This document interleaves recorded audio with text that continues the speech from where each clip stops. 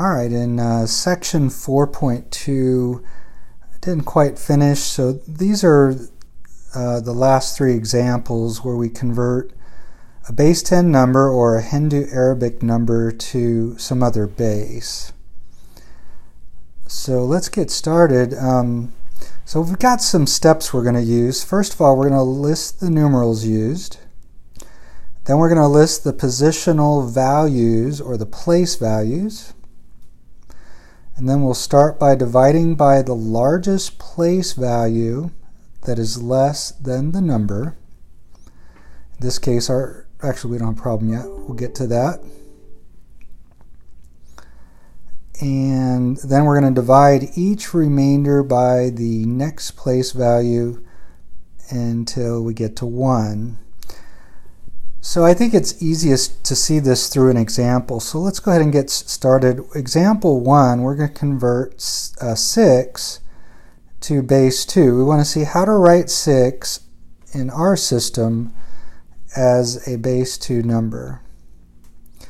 So first of all, the numerals that we use will be 0 and 1.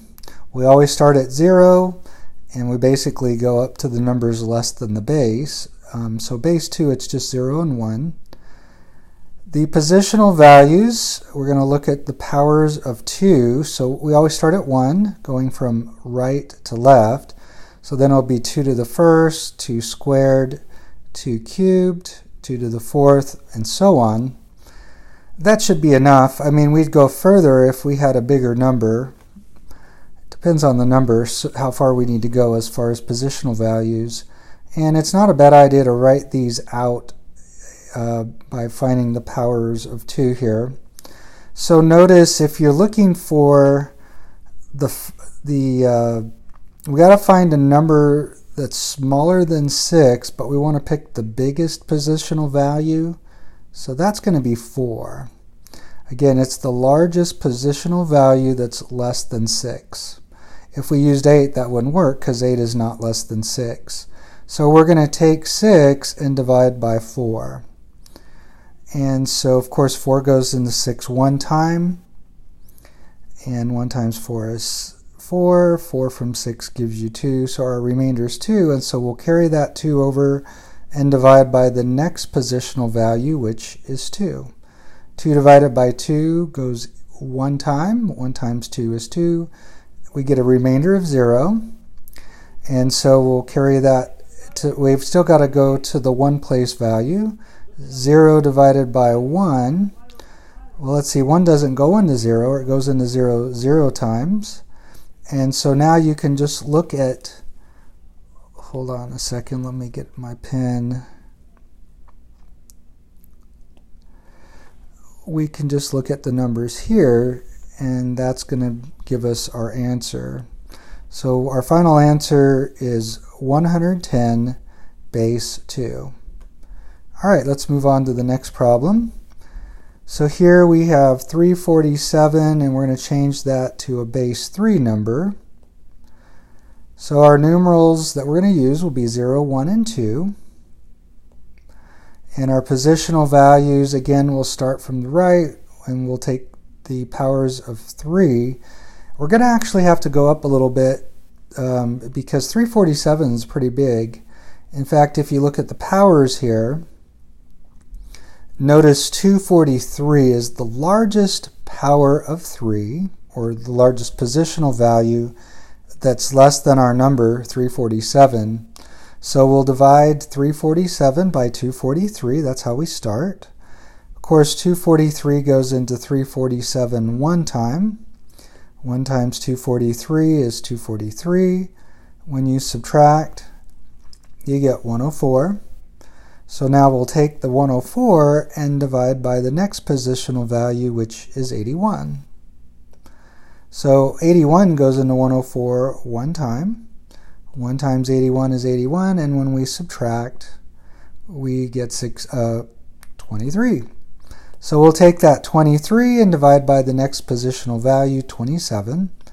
But 27 doesn't go into 23, and so we would say 0 there. Now you could actually multiply and subtract, But you're still left with 23, and now we're dividing by the next positional value, which would be 9. 9 goes into 23 2 times. 2 times 9 is 18, and when you subtract, you get 5. So you know that you make a mistake if along the way you ever get a remainder that's bigger than our divisor. In this case, our divisor is 9 and 5 is less than that, so we know that we did this right. You'll never get a remainder that's bigger than your divisor when you're doing this process, or you have not picked the right number. So 2 is what works here. So now we'll move the 5 over and we'll divide by the next position, which is 3. 3 goes into 5 once. 1 times 3 is 3, and you get 2 when you subtract. Finally, we'll take that 2, and our last positional value is 1, and it always will be.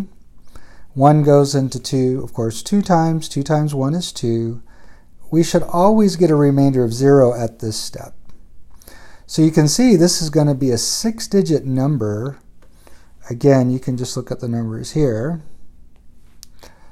We get 110212 base 3. All right, let's move to the last problem.